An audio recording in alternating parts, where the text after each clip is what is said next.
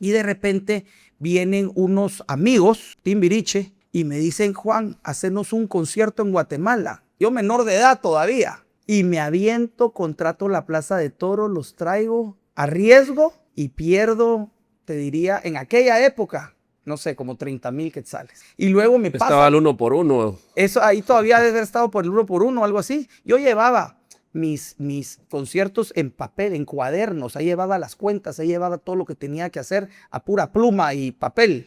Luego me dicen lo mismo otros amigos, que fue Magneto.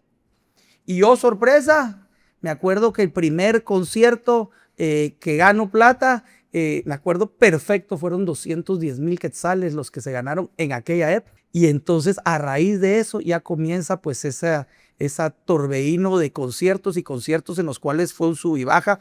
Quebré varias veces dentro de esto, tuve éxito en otras y hasta hoy pues tengo más de 35 años de estar involucrado en el medio del espectáculo.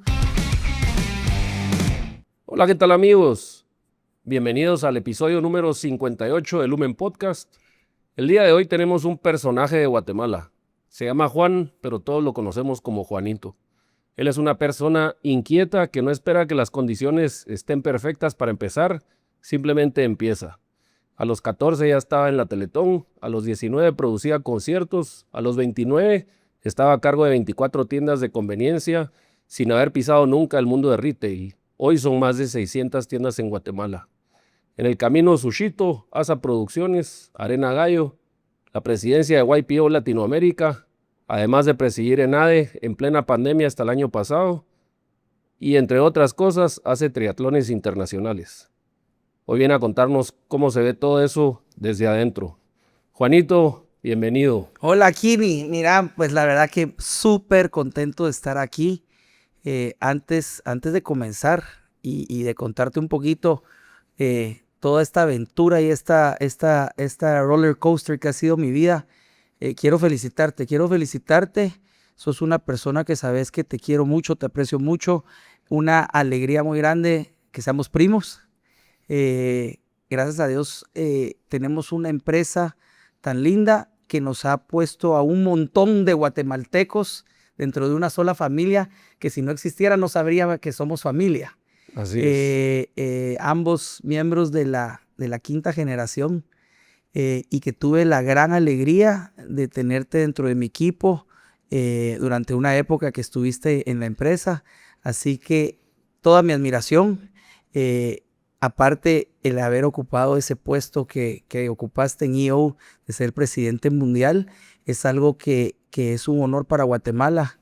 Yo todo lo que hago lo mido en cuanto impacto positivo tengo en los demás. Y eso que vos hiciste impactó positivamente no a una persona, sino que a miles de emprendedores que pone a Guatemala muy, muy alto. Y eso es de reconocerlo, de aplaudirlo. Y te felicito. Muchísimas gracias, Juanito. El cariño es mutuo. Me guardo tus palabras. Buena nota, vos. Y pasé un muy buen tiempo ahí en cervecería, ¿verdad? El haber pasado en Corporación Castillo Hermanos, el haber pasado por la inducción de 7 meses y luego haber participado en Super 24 en el área internacional. Increíble, en esa época creo que eran 75 tiendas, ¿verdad? Me llevo el gusto de seguir usando mi tarjeta Cash Card, ¿verdad? Que fue un proyecto en el que fui una parte del equipo y muy contento de haber participado. Y un gustazo tenerte por aquí, vos. Buena nota. Gracias, Kini. Y antes de que compartamos un poco tu experiencia y lo que has construido, me gustaría saber un poco, ir al inicio, ¿verdad? ¿Cómo eras de niño? Mira, en primer lugar, pues siempre crecí con padres divorciados. Yo creo que se divorciaron cuando debe haber tenido, no sé, 6 meses antes de haber cumplido un año. Entonces nunca nunca crecí en un hogar integrado, digamos.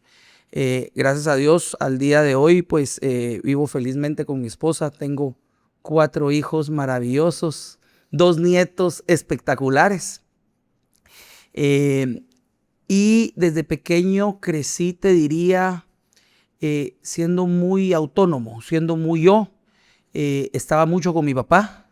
Mi papá trabajaba en la corporación y pues a mí me tocaba regresar del colegio en el bus, irme al Zapote y realmente crecí mucho dentro de la cervecería.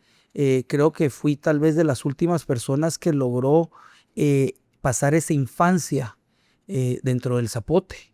Y eso me enseñó muchas cosas. El ser parte de esta familia es una familia que ha crecido mucho con principios, con valores y que tenemos cosas muy arraigadas que hoy en el mundo empresarial ya no existen. Nosotros no somos solo de números y de finanzas, sino que somos mucho de corazón, y cuando era niño lo aprendí mucho. Luego tuve a los 13 años, te diría que tuve mi primer sacudón de algo diferente a los demás, te diría, que fue el amor por Guatemala, el darme cuenta de la importancia que mi país tenía en mí y en los que me rodeaban. Y así fui como conocí a una gran persona que fue el que me enseñó a amar a Guatemala, que fue Jorge Carpio, que era un líder político en aquella época. Era un líder que impulsó una filosofía en Guatemala que era del centrismo, que era que ya no seguir con esa lucha entre izquierdas, derechas, etcétera, etcétera. Y a los 13 años me convertí en el líder infantil, primer presidente de una filial infantil de un partido político. Buenísimo. Y yo te diría que por ahí inició toda esa aventura, tanto pro Guatemala como empresarial, de tratar de ver cómo servir a los demás y cómo crear una mejor sociedad y no solo pensar en uno mismo. Por ahí comenzó mi infancia. Qué buena onda, vos. Segunda vez que nos mencionan a Jorge Carpio en el podcast. Fíjate vos, también Alexis Canahui habló muy bien de él y de cómo había sido alguien a quien admiraba y que había sido un gran líder, ¿verdad? Qué interesante, porque el tener esa experiencia de poder liderar desde una edad tan temprana es increíble, pues, ¿verdad? De una vez te estás fogueando. Yo tuve experiencia de trabajar también desde chiquito y creo que fue buenísimo, porque de una vez ibas agarrando insights de qué funcionaba, qué podía funcionar mejor, ¿verdad? Y luego participaste en Teletón más o menos al año de eso, creo yo. Pues fíjate que sí he sido una persona un poquito polifacética. He tenido como varios tintes. Digamos, esa era mi parte política, que te digo, a los 13 años pues me recorría todo el país por primera vez y me enseñó mucho a conocer a Guatemala, ver las necesidades de Guatemala. Pero al mismo tiempo, siempre tenía un interés muy grande por la parte de las estrellas, de los cantantes.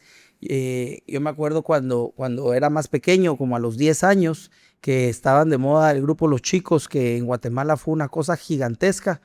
Yo tenía un tío, Ricardo San Pedro, que era bombero.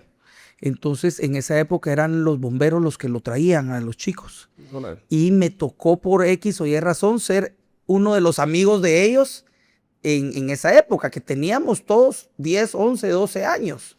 Y ahí me comenzó a llamar un montón la atención el tema del espectáculo. Y al mismo tiempo, como te decía, una de las cosas que yo siempre hago es medir todo lo que hago en que si estoy impactando positivamente a los demás. Y ahí conozco este gran proyecto en ese momento, que era Teletón, que era realmente cómo disminuir la discapacidad en Guatemala. Era una franquicia que venía de Chile, que la habían adaptado a un montón de países. Y estaba un día, estaba en la zona 10 en un restaurante y conocí a un niño que tenía 5 años, que cuando lo mirabas tenía el tamaño y el peso de un niño de abajo de 1 año. Wow. Y yo dije, tengo que hacer algo para ayudar. Y me llamaba mucho la atención el tema artístico y al mismo tiempo quería ayudar. Y venía este proyecto que se llamaba Teletón, entonces me comencé a involucrar, el cual estuve durante muchos años. Salí de Teletón hace unos 10, 12 años. Tenía una parte de espectáculo también, porque Y era en televisión. entonces me dan la oportunidad de ser el director, el subdirector de los artistas internacionales. Órale. Que ahí era yo el segundo. Eso te estoy hablando en el año 1986. O sea, yo tenía ahí 14 años. Wow. Y esa comisión trataba de contratar a los artistas, o sea, de contactarlos, porque no es contratar, porque no se les paga nada, traerlos a Guatemala y encargarte de ellos. Esa fue la primera Teletón, que fue en el 86. Luego no hubo en el 87 y en el 88 me nombran ya director de la comisión, donde yo todavía siendo menor de edad, o sea, te estoy hablando a los 16 años. Y comienzo por esa razón a hacer mucha amistad con muchos artistas.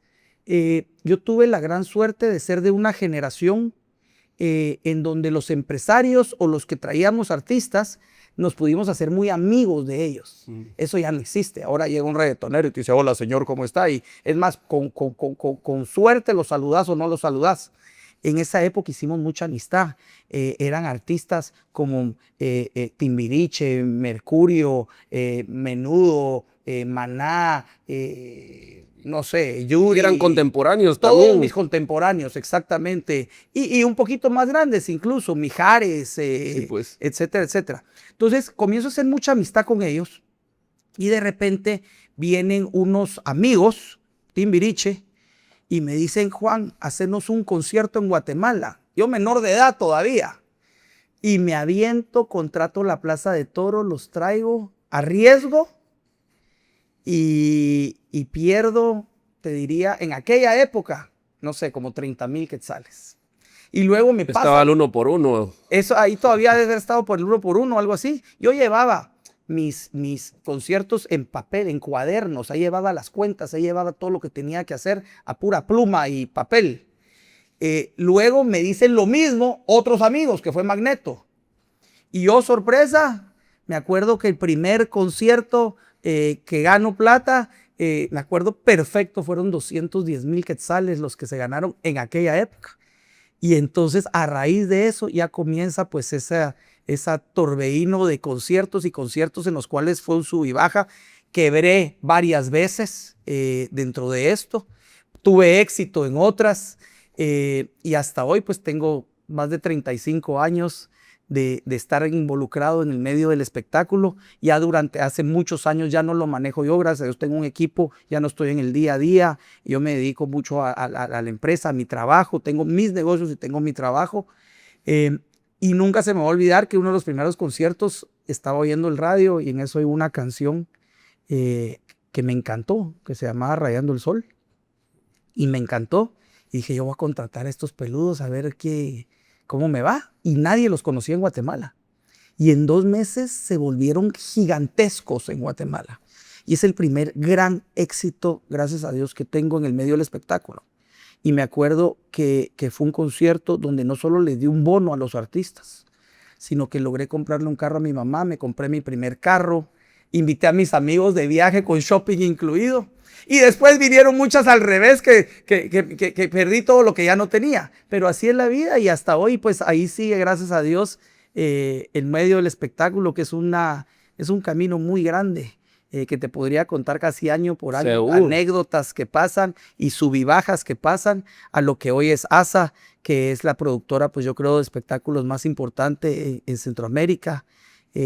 A ser una accionista ASA del proyecto, pues yo te diría, me decía el otro día el presidente de la República, y hablábamos también con alcaldes, y me decían lo más importante que ha pasado en Guatemala en los últimos años, que es la Arena Gallo, que pues es un sueño que vaya a darse en Guatemala. Porque esa es otra, ¿verdad, Juanito? Que estabas produciendo en un lugar donde no habían capacidades y no habían lugares específicos para poder hacerlo, ¿verdad?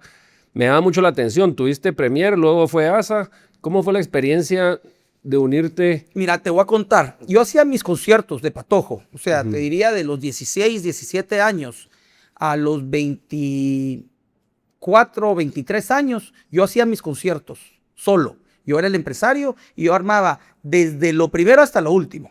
Ahí un paréntesis, hay que ver que los empresarios en Guatemala que hacen espectáculos, yo los considero que son grandes héroes, porque es el único país del mundo donde se han inventado en explanadas, en parqueos, en bodegas, en donde se ha podido hacer espectáculos, no hay ni un solo recinto donde hacer espectáculos. Y se pone desde cero, desde los baños, el escenario, los camerinos. Entonces realmente han sido unos héroes cómo se ha logrado realizar el espectáculo en Guatemala. Entonces luego de eso me contrata a mí Mariposa, CBC hoy lo que es CBC, y me contrata director de Relaciones Públicas y Asuntos Estratégicos.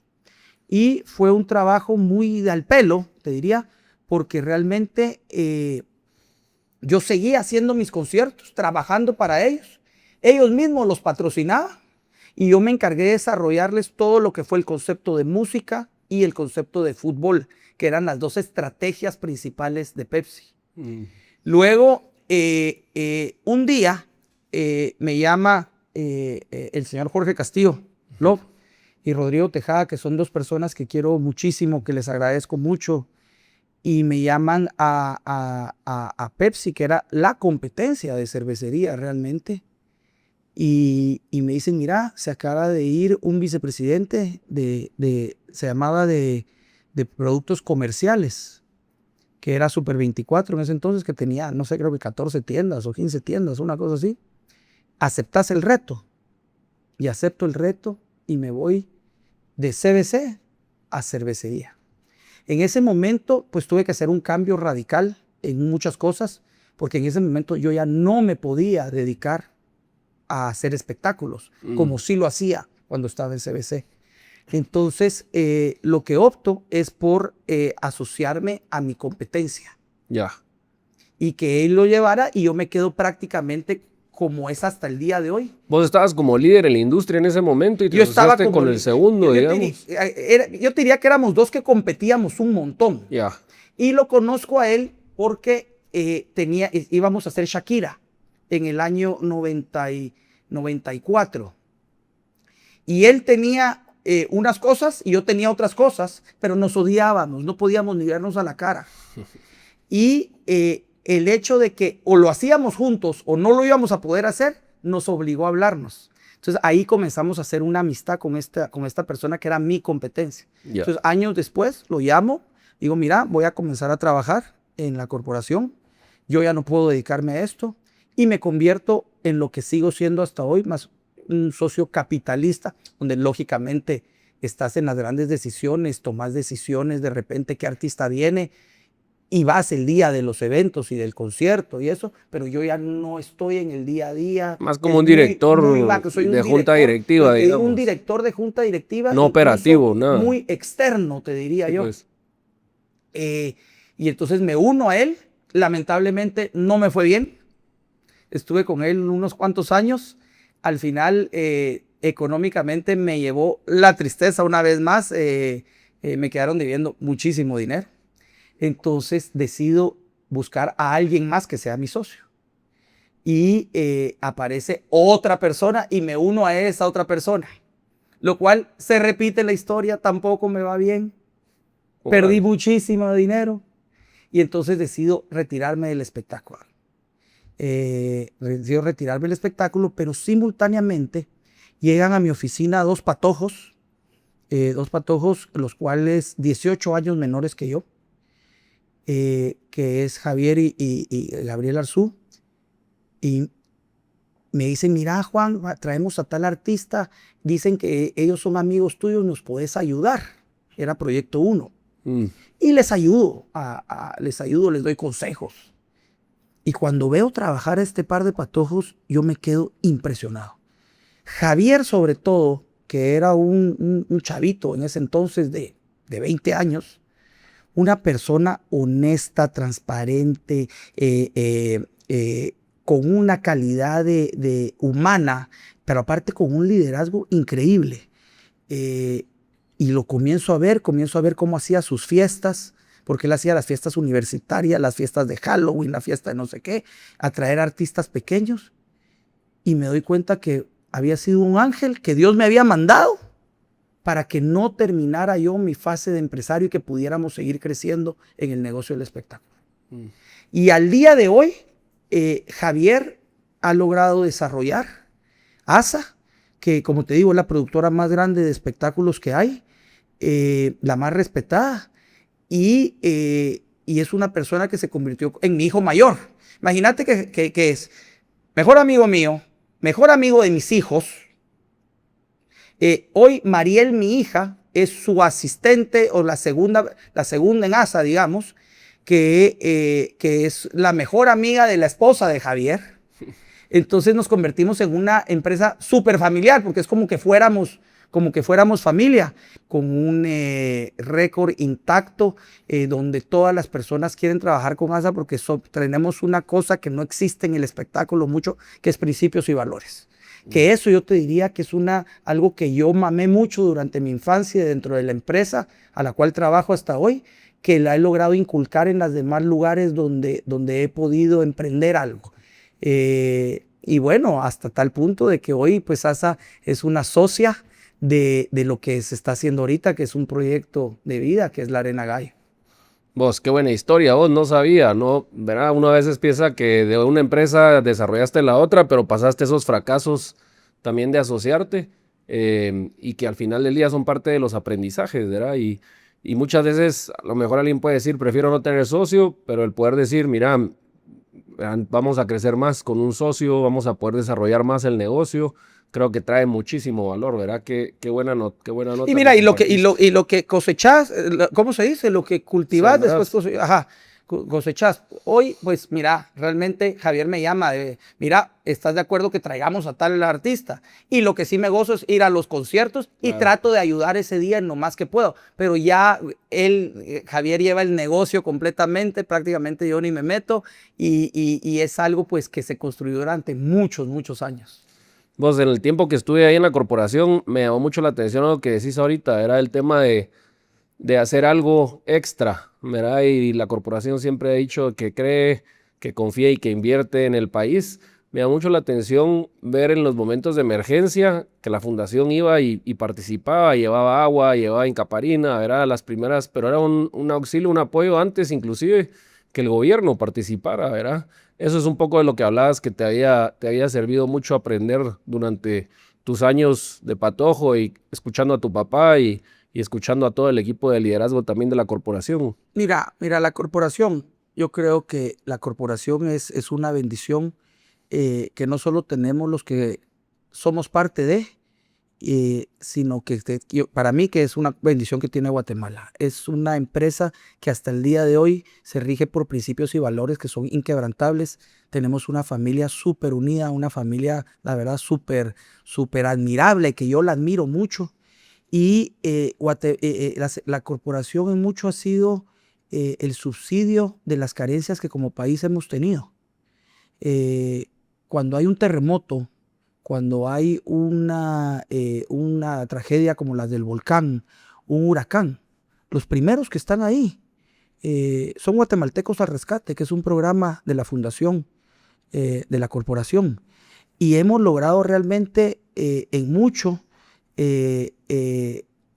hacer lo que el gobierno no tiene todavía la capacidad de hacer por 1000 razones. No es porque si sean buenos, si son malos, porque realmente tenemos muchos problemas, tanto de ordenamiento jurídico, administrativo, que imposibilitan un montón de trámites.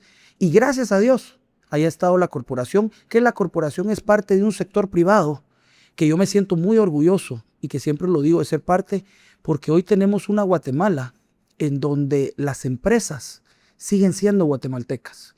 En época de la guerra, mucha gente, muchos de los sectores privados de los demás países, les tocó vender sus negocios y tuvieron que irse a otros países. Los guatemaltecos nos quedamos aquí y hasta el día de hoy las empresas siguen siendo guatemaltecos. Y nuestra empresa es una muestra de eso. Yo te decía que muchas cosas de las que hacemos es viendo cómo impactar positivamente a la gente. Y eso es lo que la misma corporación siempre ha hecho y es lo que yo he tratado siempre de aprender de ellos. Hoy tenemos un programa de nutrición que yo te diría que es ejemplo no solo en Guatemala, sino que en toda la región, incluso en el mundo, en donde realmente se ha logrado desaparecer en los lugares donde hemos logrado impactar la desnutrición aguda, disminuyendo fuertemente la desnutrición crónica. Y esas son las cosas que el sector privado sabe hacer.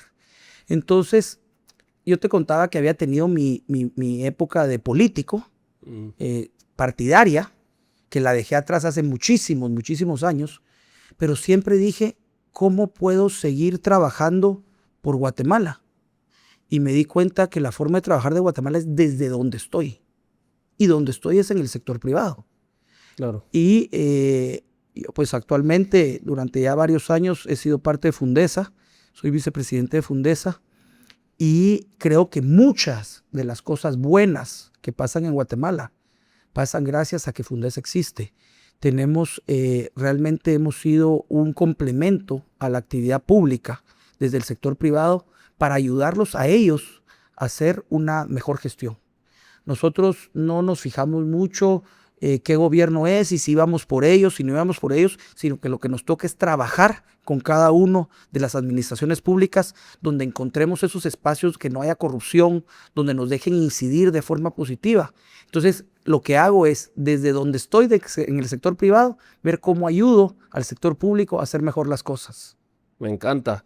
Impresionante. El otro día estuvo aquí Álvaro Ruiz, de Ingenio Madre Tierra, estuvo también Héctor Valero, también estuvo por aquí de Piolindo, y platicamos un poco de lo interesante que se dio en Guatemala, toda esa parte del efecto que tiene la industria del sector privado en el país, ¿verdad? Y que no pasaba en todos lados. Mencionabas ahorita algunos países que vendieron sus industrias, ¿verdad? En El Salvador, digamos, los bancos prácticamente ya todos son extranjeros. En Guatemala creo que el top 5 o 4 son guatemaltecos. El Salvador vendió su cervecería también, ¿verdad? Entonces han habido un montón de cosas. Sus segmentos, sus cervecerías, sus líneas, todo lo han vendido vendieron, todos. claro. Y Guatemala, ese dinero ¿no? se va, ¿verdad? Sí. Todos los años los dividendos se van del país. Pues consume el del país y se va para otro país. El nuestro no. El dinero de Guatemala se queda en Guatemala. Se queda en Guatemala, sigue invirtiéndose en Guatemala. Y es una cosa tremenda, ¿verdad? Y mencionabas a tu papá. Yo recuerdo cuando estuve ahí en cervecería, celebramos los 50 años de tu papá, de tener 65 años. Ya celebramos los 60 también. De laburo en la corporación. De laburo, ¿verdad? En la corporación, sí. Y recuerdo que una de las 65. cosas que mucha gente le agradece y le admira fue cómo él ayudó en organizar toda la parte de gobernanza dentro de la corporación, ¿verdad? Y cuando hablas de una empresa tan grande que tiene ¿cuántos ya? 36 años. 140 vamos para ahorita. 140 años de existir desde 1896. 86. Gallo es del 896 y la cervecería es del 886. Más vieja que Coca-Cola, ¿verdad? Entonces, al mismo tiempo tenés, digamos, no grupos grandes de stakeholders, ¿verdad? De accionistas. Entonces tenés, digamos, muy disipado, requiere mucho más gobernanza, ¿verdad? Y requiere mucho más lo que hablabas, confianza, ¿verdad? Los negocios pasan a la velocidad de la confianza. Ha sido un ejemplo, creo yo, para la región, ¿verdad? Cómo esa corporación se ha logrado mantener. Y hubo un momento también de estrés en algún momento cuando entró la empresa internacional, AB InBev, ¿verdad? Que por ahí existía la duda, por ahí entraba un poquito el miedo de decir, híjole, ¿será que va a seguir? En otros países donde ha entrado se ha venido para abajo la industria de cerveza, ¿verdad? ¿Será que podemos aguantar con un monstruo de ese tamaño? Mucha gente a lo mejor decía, qué bueno, la competencia, el monopolio local, pero este era el monopolio del mundo, pues, ¿verdad? De alguna manera. ¿Cómo fue tal vez esa experiencia que vos viviste hace 15, 20 años? Yo creo que hay varias cosas. Primero, hablarte un poco de mi papá. Como hijo, la verdad, pues no puedo estar más orgulloso. Mi papá es no solo mi papá, es mi mejor amigo, es una persona que me ha enseñado todo lo bueno que he logrado hacer en mi vida y que me ha jalado las orejas cuando las cosas no las he hecho tan bien como debería. Es una persona la cual sus 4 hijos siempre lo hemos tenido 24/7. Es una persona que hoy vive mucho para sus nietos. Es una persona que sigue yendo a la oficina todos los días. Después de haber dejado la presidencia de la corporación por decisión de hacer un proceso de transición y de preparar a las nuevas generaciones para que vayan tomando las riendas de la empresa. Imagínate que mi papá ahorita está por cumplir los 85.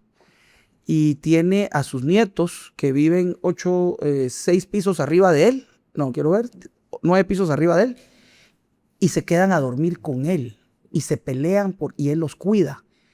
O sea, estoy hablando de niños de 7, 8, 10 años. Qué bueno esa relación. Y viven con él, imagínate. O sea, eso es lo que es mi papá. Entonces, como padre, toda mi admiración. Como líder empresarial, wow, también increíble. Mi papá ha sido una persona que nos ha unido a todos. Somos un montón de accionistas donde pensamos de todas las maneras. Habemos de aquí, de allá, de arriba, de abajo, de todo. Y mi papá nos ha logrado mantenernos mucho unidos. Somos una familia realmente súper de al pelo. Claro, no pensamos todos iguales y nos toca de repente nuestras discusiones. Hoy tenemos... Que son sanas, ¿verdad? Que son sanas. Hoy tenemos un proceso de gobernanza bastante claro, con reglas claras. Hemos tenido, como te digo, momentos muy difíciles. No solo la entrada de la empresa más grande de cerveza del mundo, sino que durante la historia. Problemas de seguridad, problemas de mil cosas, como jugador importante del sector privado, etc. Y bueno, sí, vino la competencia, la cual, a diferencia de muchos otros países, nunca faltamos a los principios y valores que teníamos dentro de la empresa. Nunca cambiamos la calidad de nuestros productos, jamás. Nunca tratamos de ver cómo hacerle el daño a la competencia haciendo cosas que los demás países trataron de hacer. Y al final de cuentas perdieron su industria cervecera, República Dominicana, México, Estados Unidos mismo, y toda Sudamérica. Y Guatemala fue el único país que quedó con una empresa de una cervecera independiente. Hoy somos la única cervecera independiente en Latinoamérica, al igual que por otras razones Venezuela. Y de ahí nadie más. Pero al final aprendimos a competir de la forma correcta.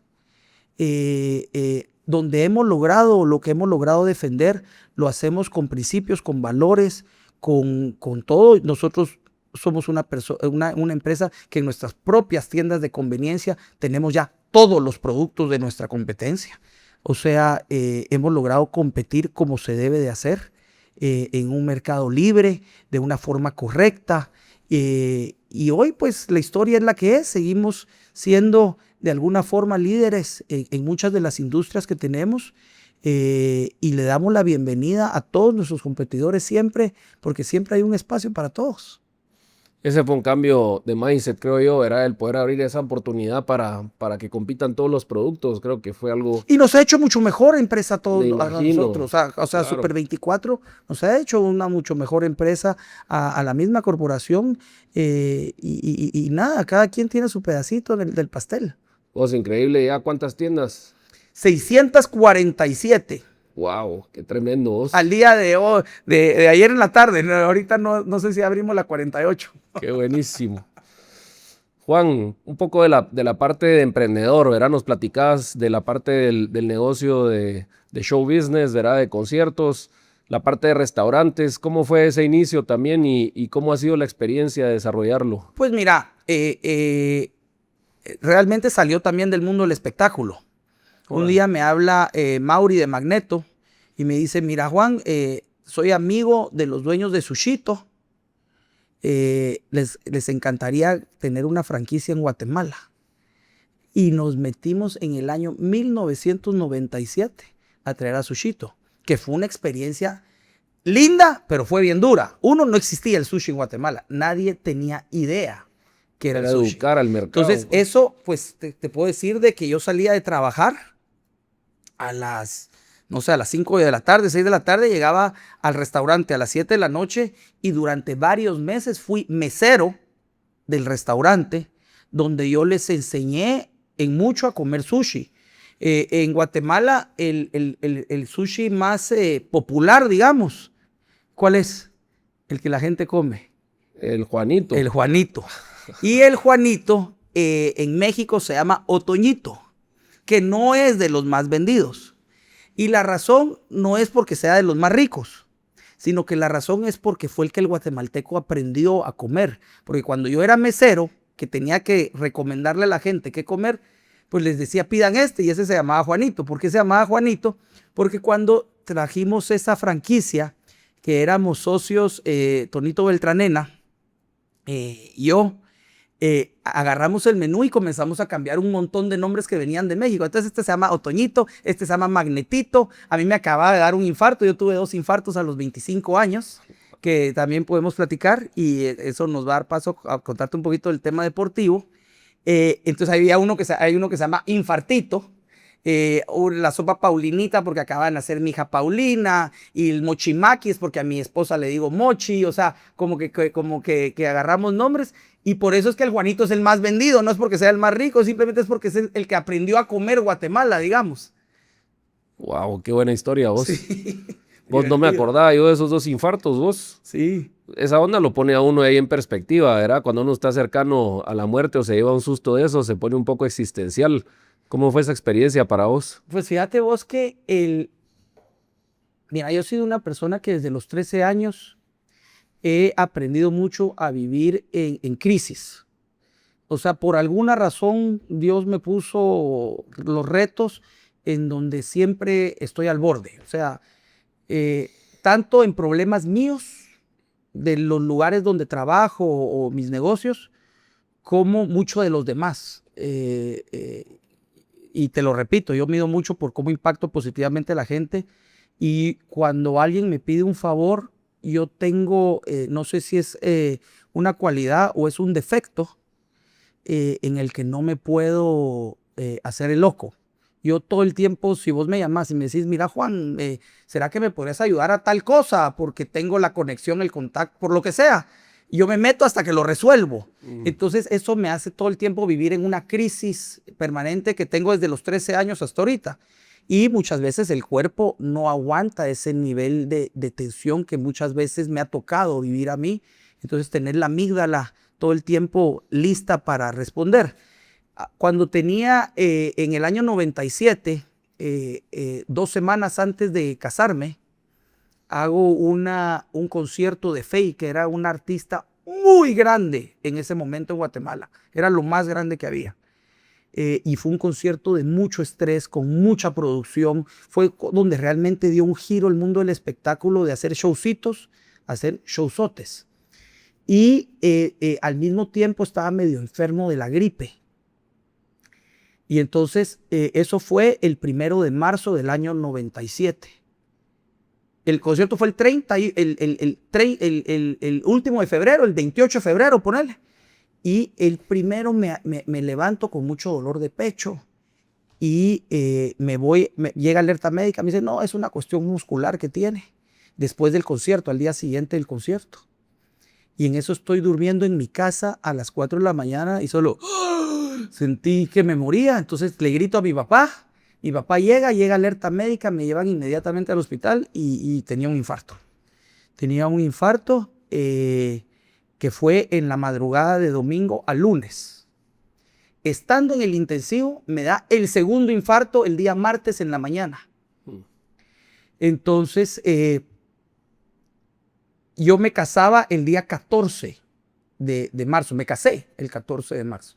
Entonces, Dios mío, ¿qué hago? O sea, estoy en el hospital, tenía una boda, aparte de mi boda, un poquito no grande. No solo una boda, mi boda. Ajá, era mi boda, pero un poquito grande aparte, eran como 1000 invitados.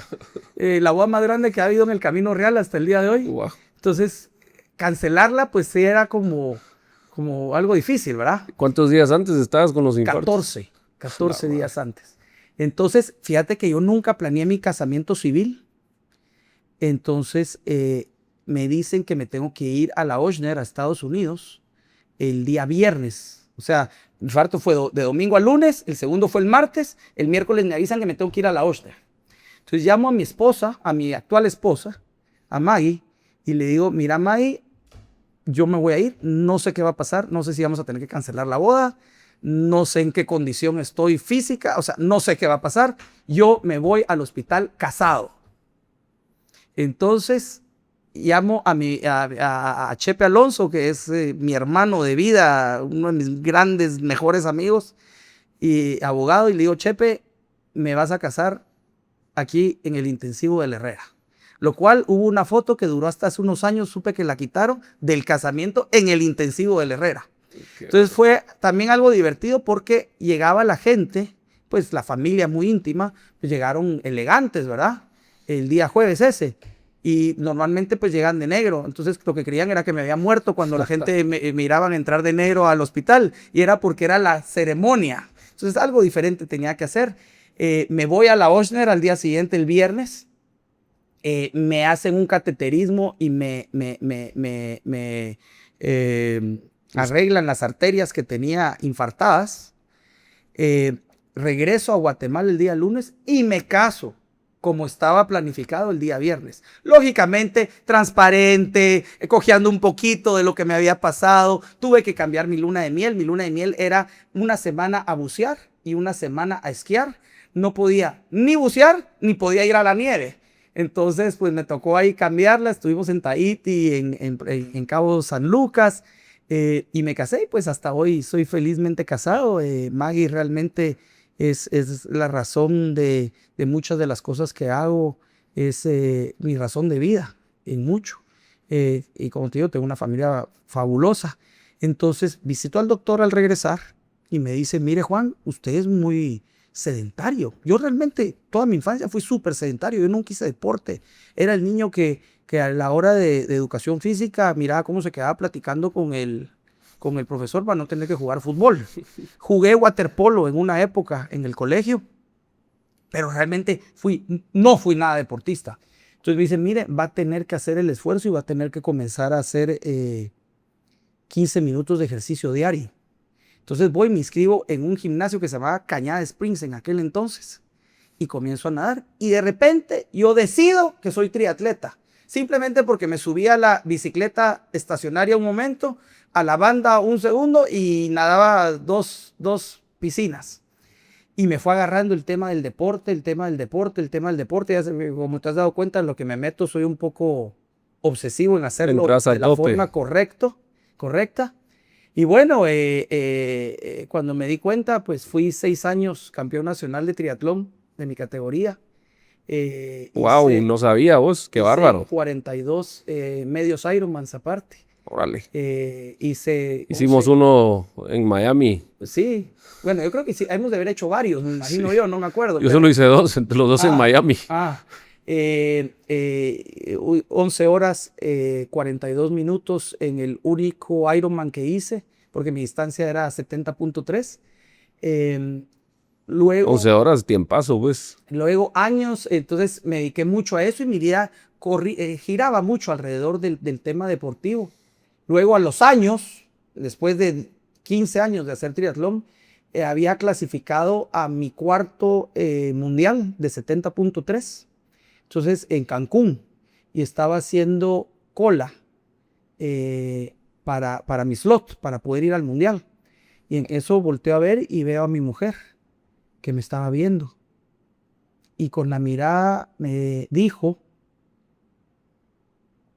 o seguís en el triatlón o seguís en tu familia. Y entonces la decisión, pues lógicamente fue muy fácil. Seguí con mi familia. Entonces me retiré de esa fila. Terminé de hacer los triatlones que todavía ya estaba inscrito. Mi última triatlón fue el primer medio Ironman de Miami. Ese fue el primero que dieron el siguiente porque había habido un tema de organización, entonces dieron la inscripción el siguiente año. Que lo patrocinaba Famosa. Que lo patrocinaba Famosa, exactamente. Entré a la meta. Le entregué a una persona que trabajaba conmigo mi bicicleta de triatlón, de contrarreloj. Y hasta el día de hoy, esa bicicleta sigue estando en Miami. Entreno todos los días, nado, corro o monto bicicleta, depende qué día. Corro mucho menos. El triatlón me cobró mucho la factura al cuerpo de haberlo castigado tanto. Era un poquito indisciplinado, no estiraba mucho, no calentaba mucho, sino que era a la matacocha desde el primer momento. Entonces eso me ha costado mucho, pues hoy tengo 2 prótesis de columna, nado mucho más de lo que corro, monto bicicleta cada vez que estoy en Marina del Sur, que me encanta salir a montar bicicleta ahí y es lo primero que hago al levantarme. Ahora encontré otro deporte en Marina que me tiene fascinado, que es el stand-up jet ski, que salimos en el mar y Pensé que iba a decir pickleball. No, fíjate que no, por las mismas rodillas Sí, mucho no le he impacto. entrado mucho, pero me volví de stand-up jet ski. Que es como el jet ski de antes. El jet ski de antes, exactamente eso. No, y salimos mucho al mar. Mi hijo, pues yo lo hago con mucho cuidado y lo hago bien, pero mi hijo es una cosa impresionante que no entendés cómo alguien pueda hacer lo que él hace. Entonces nos vamos al mar, salimos por la barra y nos pasamos horas dentro del mar jugando entre el wave runner y el jet ski. Entonces esa es mi otra actividad que tengo ahora. Qué nave vos, me encanta. Vos, y digamos, ¿en algún momento sentiste esa presión del trabajo de la corporación? Digamos, tu papá Juan, vos Juanito, verá el tema de la corporación, tu abuelo también estuvo en la corporación, estuvo en el puesto más alto de liderazgo. ¿Algún momento fue como una carga decir, híjole, me tengo que dedicar a eso? ¿O cómo lo manejaste? Mira, mi abuelo, te cuento, mi abuelo se murió en el año 53, se chocó en su avión, siendo presidente de la cervecería a los 41, 42 años de edad. En esa época la junta directiva era de 5 personas. Él era el único de la tercera generación y los otros 4 eran 2 de una rama de la familia y 2 de la otra rama de la familia, tíos, digamos. Y mi papá se queda huérfano a los 11 años de papá. Luego mi papá se lo lleva a mi abuelita a trabajar y a estudiar en México. Regresa a mi papá a los 18 años y comienza a trabajar en la corporación. Entonces también fue el primero de la 4ª generación que hizo una carrera dentro de la empresa. Y Dios me da la oportunidad en el año 2001, en el año 2000, pero para entrar el 15 de enero del 2001, de trabajar en la corporación, que realmente es mi pasión. Doy todo lo que doy. Lógicamente, somos una familia grande, unos te quieren, otros no te quieren. Siempre, gracias a Dios, con la frente en alto, sé que lo que he hecho, lo he hecho de una forma correcta.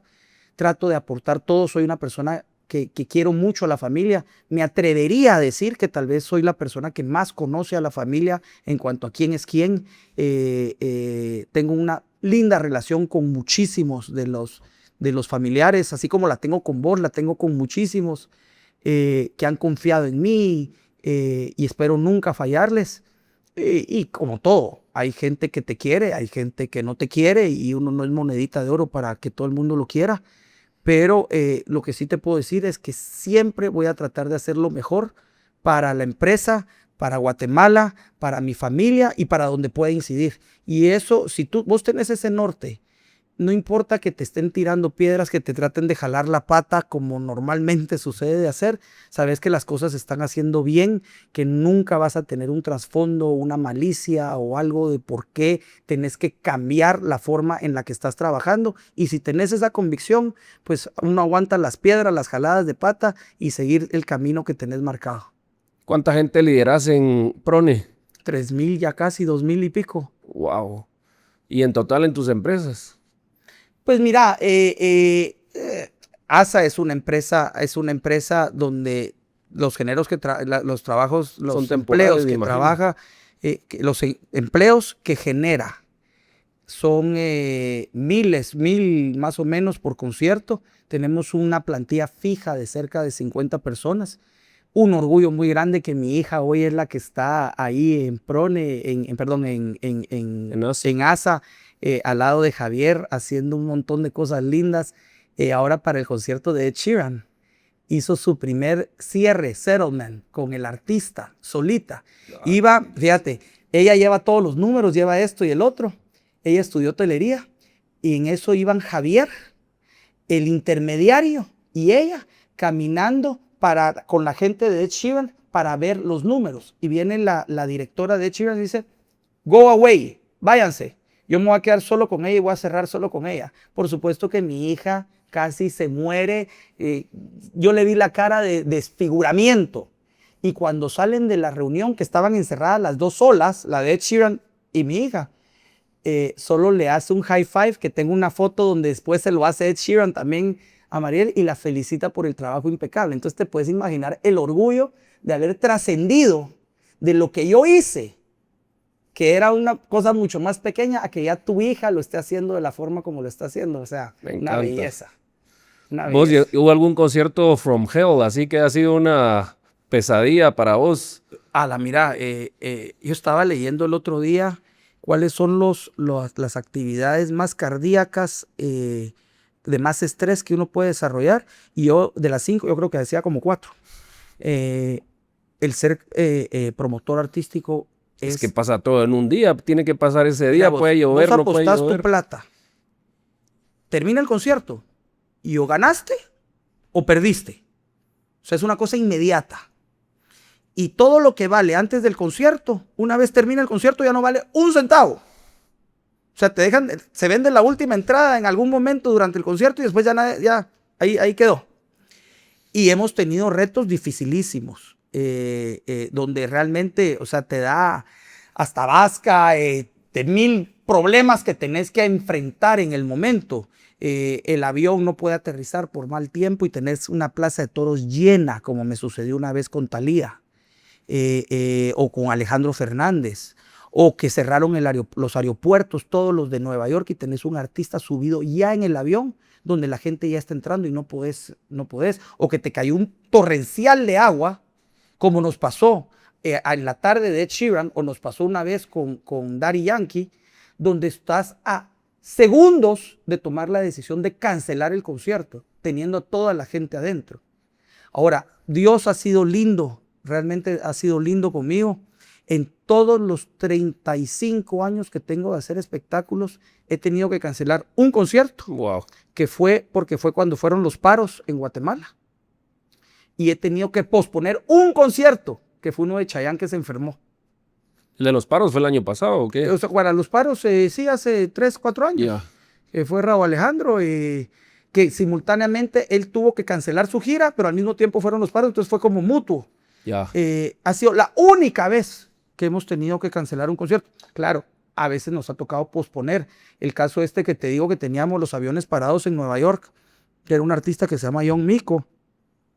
Gracias a Dios eran 2 artistas ese día, entonces le dimos la vuelta a los artistas y alargamos y todo, y al final se subió, tarde pero se subió.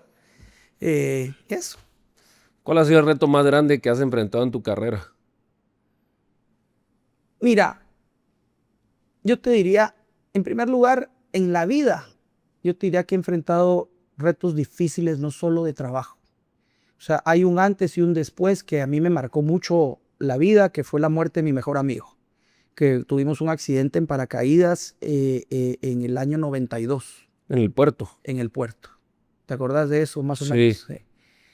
Para mí ese día fue un parteaguas de un antes y un después. Cuando vos tenés 20 años, que es lo que teníamos, un amigo es una persona muy importante en ese momento de tu vida. Así como después va a ser tu esposa y tus hijos y tus nietos.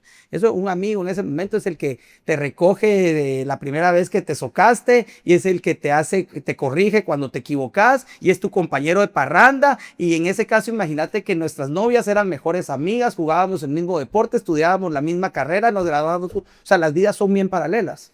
Entonces, cuando tenés una pérdida tan fuerte como esa, vos no entendés que el mundo siga girando de la misma forma, vos no entendés que salga el sol, que las llantas de los carros, o sea, no entendés. Yo te diría que el reto más grande de mi vida fue cómo decir, tengo que seguir adelante a mis 20 años y esto no me puede hundir, porque sí era una época en que lo que querés es morirte, o sea, no querés seguir. Entonces, ese fue el reto más grande. Y el salir adelante tuvo mucho que ver mi papá, como todo en mi vida. O sea, mi papá ha sido siempre el centro de mi ser. Él me dijo, no, a ver, vamos a traer un artista. Contratamos a Alejandra Guzmán y me fue sacando adelante y me fue motivando y me llevó un viaje. Por cierto, en ese viaje compré mi primer pin de hard rock, que es la colección que yo tengo, que vos te acordarás que estoy entre el top 3 de coleccionistas más grandes de pines del mundo de hard rock. Y en ese viaje fue el primero que lo compré. Marcó un inicio. Salir adelante. Y ese fue el reto más grande que tuve, porque era un momento en que yo lo que quería era morirme. y tenía que salir adelante. Entonces ese proceso fue, te diría, el más duro. Los cambios de trabajos que tuve, el tomar la decisión de tenerme que salir de las sociedades en las que tuve donde realmente me fue muy mal y salir adelante. Una vez tuve un problema muy grande en un concierto en donde una empresa me había comprado 10,000 boletos de los 13,000 que eran. Entonces yo vendía los 3,000, ellos me compraron los 10,000 y con esos 10,000 boletos yo les entregué una factura a ellos por la compra de los boletos. Y en esa época se llamaba rentas internas, estoy hablando en el año 93. Deciden de que la facturación de los boletos es independiente a las 10,000 personas que representaban esos boletos. Entonces me cobran con multa, o sea, con 1,000 cosas, los impuestos de todos esos 10,000 boletos, que es la primera vez que realmente quiebro en mi vida. Porque tuve que pagar millones de quetzales que no los tenía, donde vendí todo lo que pude, saqué préstamos, pagué lo que tuve que pagar a rentas internas en ese momento de una plata que nunca existió, de algo que nunca se generó, porque la factura de la compra de esos 10,000 boletos ya había pagado sus impuestos como tenían que ser. Claro. Entonces ese fue otro reto muy, muy grande. Increíble. Tu lema de vida es poderoso, hacer las cosas ordinarias extraordinariamente bien y entender que cada momento tiene su razón de ser. ¿De dónde salió eso? Mira, yo te diría que yo tengo dos cosas que tengo que estar consciente todo el tiempo. El primero es que la vida tiene 24 horas, no tiene 36, ni tiene 48, o sea, son las 24. Y lo que tenés es que administrar esas 24 horas de la mejor manera. Y la otra es que hacer cosas extraordinarias, tenés que ser una persona extraordinaria. Y realmente Supermanes y Batmans y no es muy común. Entonces lo que hay que tratar de ver es cómo puedes hacer las cosas ordinarias de la mejor forma, extraordinariamente bien hechas. Entonces esas dos cosas las tenés que tener muy presentes. Y eso te va a ayudar a tomar las decisiones de qué es lo que tienes que hacer en cada uno de los momentos y cuál es el momento preciso para hacerlos. Vos ves a los políticos cuando están en campañas y te ofrecen que van a hacer y que te van a llevar al mundial y que van a hacer esto y que van a... cosas que no están en sus manos.